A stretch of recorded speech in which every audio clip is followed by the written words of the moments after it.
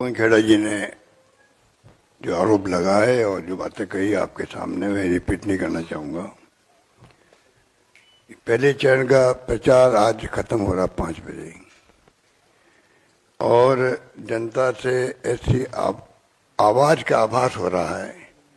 नीतीश जी जा रहे हैं और तेजस्वी जी आ रहे हैं और ये होना जरूरी भी है। जो हालात है देश के प्रदेश के, ये चुनाव मैं फिर कहना चाहूँगा सिर्फ बिहार का नहीं है, देश के जो हालात है, देश किस दिशा में जा रहा कोई नहीं जानता,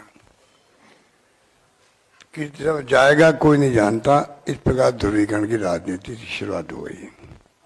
सैकड़ों एग्जाम्पल आपको मिलेंगे। रोज प्रेस कॉन्फ्रेंस हो रही है, आप लोग बाइट लेते हैं हम लोगों की, इसलिए ज़्यादा बातें उनको रिपीट करने की आवश्यकता नहीं रहेगी।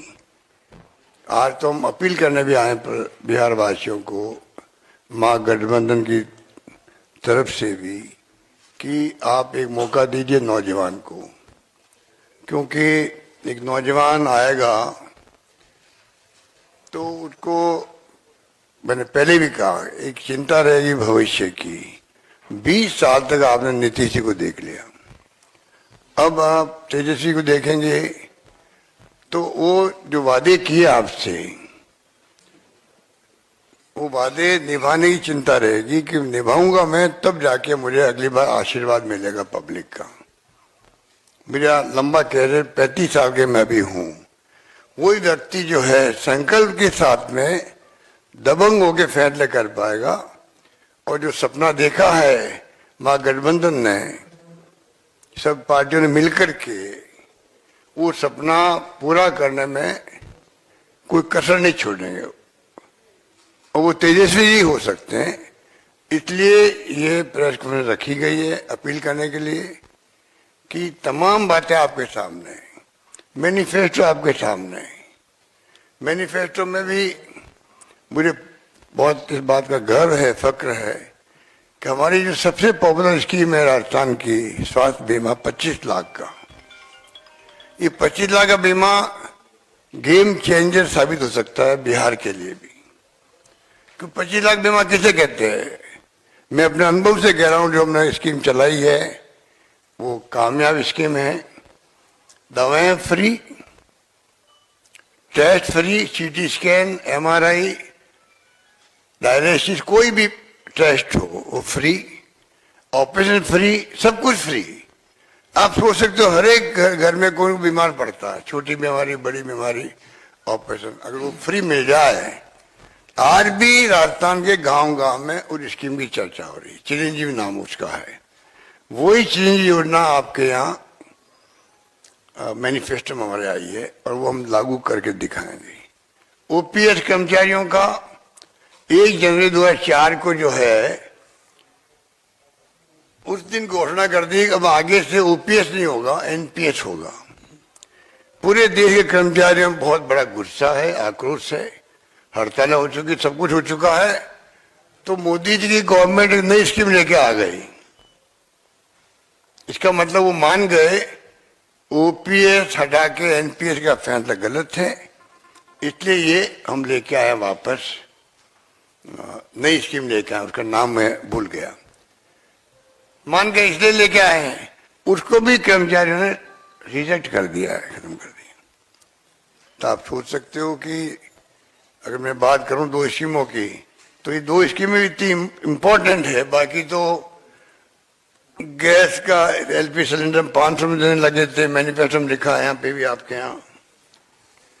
दिव्यांगों की पेंशन जो है बुजुर्गों की, महागठबंधन ने वादा किया 1500 रुपये का, अभी 400 रुपये। मुझे आश्चर्य हो रहा है, लगभग 20 साल 400 रुपये थी। अब वो इतनी जरूरी और इतनी इम्पोर्टेंट स्कीम है। वो स्कीम क्या है? एक कल्याणकारी योजना है बुजुर्गों के लिए, दिव्यांगों के लिए, एकल नारी के लिए, विधवाओं के लिए। और क्या लाभ मिलता कुछ सोच नहीं सकता परिवार के अंदर। उसका भी अनुभव हम लोगों के राजस्थान के अंदर है, वो स्कीमें लागू हुई है। बच्चों की स्कूल की ड्रेस फेस, कई इसकी मुझे खुशी हुई कि हमारी स्कीमें भी यहाँ पर मैनिफेस्टो में आ गई है। तो मैं आपसे निवेदन करना चाहूंगा कि ये वक्त है, एक मौका दीजिए आप बिहार वासी कि किस प्रकार से हम जो ये तानाशाही प्रवृत्ति की सरकार है, जिनका यकीन नहीं है डेमोक्रेसी के अंदर, चेहरा लगा रखा डेमोक्रेसी का। आप देख लीजिए इलेक्शन कमीशन जो है, जब चुनाव डिक्लेयर होते हैं कोड ऑफ कंडक्ट लागू हो जाता है, उसके बाद में कोई आप जो है स्कीम को आगे नहीं बढ़ा सकते, रोकना पड़ता है, चल रही है तब भी। आप आश्चर्य करोगे, आप तो बिहार के लोग हो जो पॉलिटिकल, मैं समझता हूँ पूरे देश के अंदर एक अलग पहचान रखते हैं। क्या ये संभव है कि जो कैश बट रहा 10,000 रुपये महिलाओं को, अभी किस्त जा रही है और 6 तारीख को आपका वोटिंग है, उस दिन भी किस्त जारी होगी महिलाओं को। पूरा देश देख रहा है, पूरा प्रदेश देख रहा है, सबर के परे है कि इतना साहस दे किया इलेक्शन कमीशन का, तभी नहीं रोक रहा है, तभी नहीं रोक रहा। एक जमाना था कि अटल बिहारी वाजपेयी जी की जब कुछ रोड्स बन गई थी, नाम लिख दिया था बोर्ड के ऊपर, वाजपेयी गवर्नमेंट बनाई है, चुनाव के अंदर तमाम सुप्रीम कोर्ट का आदेश से उन बोर्डों को हटाना पड़ा पूरे देश के अंदर, नेशनल हाईवेज के। हमारी स्कीमें जो चल रही थी, महिलाओं को मोबाइल फोन देने की हो, राजस्थान के अंदर 5 स्कीम में, अब क्या क्या बताऊं आपको, तमाम हमारी योजनाओं को जो बुजुर्गों के लिए, विधवाओं के लिए पेंशन का ऑटो अप्रूवल था, तमाम रोक दिया गया। आज के अभी किसी का ऑटो अप्रूवल नहीं करोगे, यहां तक कर दिया गया। हमें बोनस मिलता दीपावली का, कर्मचारियों को बोनस रोक दिया गया, और यहाँ पर परसों आपको चुनाव है, उस दिन आपका किस्त बढ़ेगा 10,000 का। बताइए क्या डेमोक्रेसी रहेगी इस देश के अंदर? ये बहुत बड़ा क्वेश्चन मार्क लग गया है। इसलिए मैं कहना चाहूंगा कि बहुत सारी बातें ऐसी है, हमें तो बड़ा अफसोस होता है कि हो क्या रहा है, कुछ समझ के परे हैं। कुछ बिहार की धरती से हमें उम्मीद है, क्योंकि धरती ने जब करवट बदली है, तो मैं समझता हूं कि पूरे देश के अंदर हलचल हुई है राजनीतिक तौर से भी, और सरकारों का भी मैं समझता हूं कि गुड गवर्नेंस के लिए जरूरी है कि सरकारों दिमाग में हर वक्त ये बात आए कि हमें जवाबदेही बनना पड़ेगा। ये सरकार जवाबदेही नहीं है, आपके बिहार की भी और केंद्र की भी। केंद्र की सरकार की मेरे पास लंबी लिस्ट है, कितने वादे किए, कितनी बड़ी वादा खिलाफी करी है, वो तो कोई सोच नहीं सकता। उनकी क्रेडिबिलिटी तो ऐसी डाउन हो गई है। जो व्यक्ति आया हो काला धन लेके आऊंगा स्विस बैंकों से, आपने हमने सबने सुना भाषण जो मोदी जी हुआ करते थे 14 के अंदर 13 के अंदर, क्या भाषण होते थे, काला धन लेके आएंगे स्विस बैंकों से और 2 करोड़ नौकरी दे देंगे, 15 लाख रुपए खाते में डाल देंगे। क्या पता नहीं वो किस प्रकार से उन्होंने हिम्मत करी इस प्रकार से वादे करने की, कि समझ में नहीं आ रहा कि वो वादे गए कहाँ उनके। जिक्र नहीं, लोकपाल अन्ना हजारे बैठ गए, सब कुछ कर दिया। अब लोकपाल का क्या हुआ? आज नाम लेता कोई लोकपाल का? स्विस बैंकों ने पैसा आया यहाँ पे हिंदुस्तान के अंदर, चीनी मिल आपके बिहार की चालू कर देंगे और मैं चीनी की चाय यहाँ आगे पीऊंगा। क्या मोदी जी आए पीने के लिए?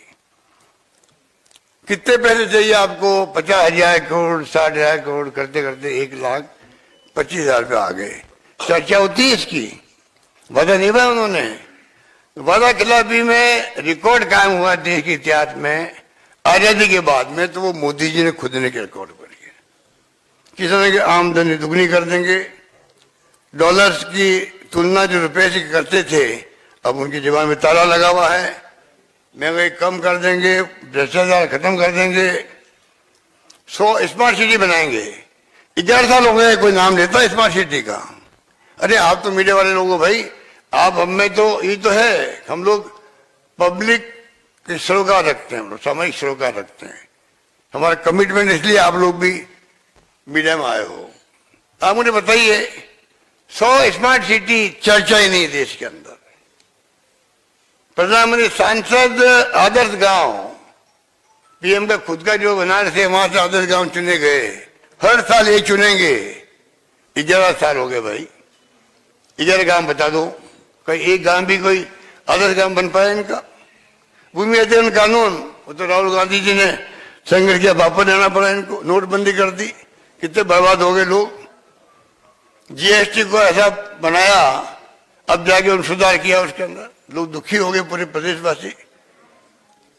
पाकिस्तान पहुंच के बिना बुलाए हुए शैक्षणिक संस्था में अपना एजेंडा लगा रहे, तो आरएसएस का कोर्सेज बदल रहे हैं, सिलेबस बदल रहे हैं, और विपक्षी पार्टियों सरकार को गिराने का जो कुकर्म उन्होंने किया है, इतिहास कभी माफ नहीं करेगा। मध्य प्रदेश चुनी सरकार, कर्नाटक की सरकार, महाराष्ट्र की सरकार 50 करोड़ रुपए देकर के आपने हॉस्टलिंग करी वहां पर, और राजस्थान की सरकार तो इनकी मुंह की इनको खानी पड़ी, सरकार गिरा नहीं पाए, हम लोग बच गए। 5 साल सरकार चलाई हम लोगों ने। हम जानते हैं किस प्रकार से हॉस्टलिंग वहां की गई है, कोई सोच नहीं सकता था। तो क्या डेमोक्रेसी के अंदर इस प्रकार सरकार गिराना उचित है?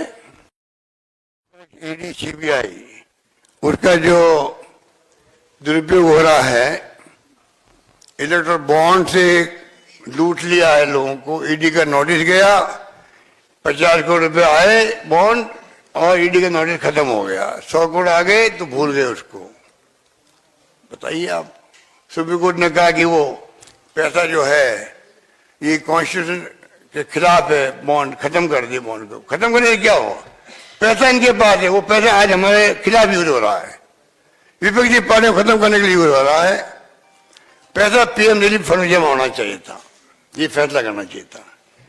कैसे कानून को लेकर काले कानून बनाए, 600-700 किसान मारे गए, अग्निवीर आ गई, बाकी तो लीचिंग होना, लोगों की समाज नफरत पैदा करना, ये सब था आपके सामने। और फिर सिंदूर को अमेरिका ने रोक दिया, और वो पता नहीं क्या जवाब दे नहीं पा रहे। कल भी बोले थे ट्रम्प साहब, फिर बोल गए कल, पता नहीं कौन गिनती करे, हम तो गिनती करके थक गए। पहले गिनती होती थी भाई 25 बार बोल गए, 26 बार बोल गए, 70 बार बोल गए। अब ऐसी स्थिति आ गई है, गिनती करना सबने छोड़ दिया, पता नहीं कितनी बार बोल गए।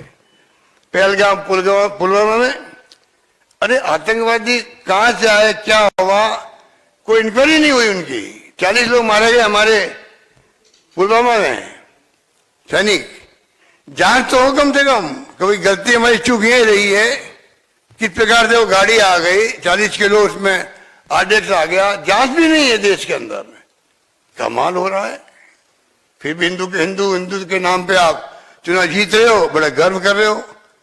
ये नैतिकता के साथ में चुनाव की जीत नहीं है, ये चुनाव लड़ते हैं युद्ध की तरह। युद्ध के अंदर तो वायलेंस होता है, और डेमोक्रेसी के अंदर चुनाव होना चाहिए जिसमें नॉन वायलेंस से आप राजनीति करो। पर ये तो पता नहीं क्या हो रहा है। मणिपुर में हिंसा हो गई, 2.5 साल तक गए नहीं आप। तो कहने का मतलब ये है कि ये तमाम बातें तो कोई मैं नहीं बता रहा हूं आपको, सबके जहन में है।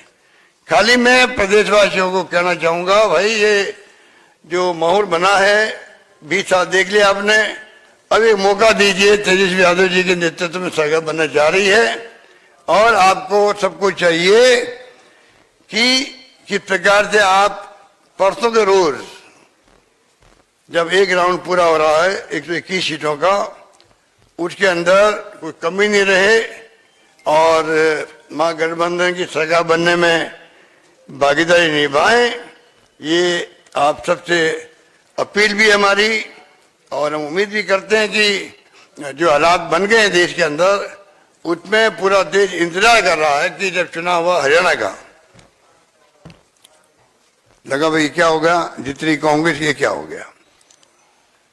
फिर महाराष्ट्र के चुनाव हुआ, महाराष्ट्र में तो कमाल ही हो गया, पूरे देश को पहली बार झटका लगा। मैं समझता हूं, मेरा अनुभव कहता है कि लोगों ने कहा भाई कि महाराष्ट्र में अभी 4 महीने पहले एनडीए गवर्नमेंट के घटक दल साफ हो गए, और 4 महीने के बाद में जितनी पार्टी एनसीपी, कांग्रेस, शिवसेना, वो साफ हो गई। जब मोदी जी की इतनी बड़ी अपील है, तो भाई वो अपील तो पार्लियामेंट चुनाव में काम आती है उनकी, बात तो हार गए वो, तो फिर मोदी जी की अपील असेंबली में काम कैसे आ गई। तो वोट चोरी की जो बात राहुल गांधी जी बार बार क्यों कर रहे हैं। पूरे देश को लग गया क्या ईवीएम का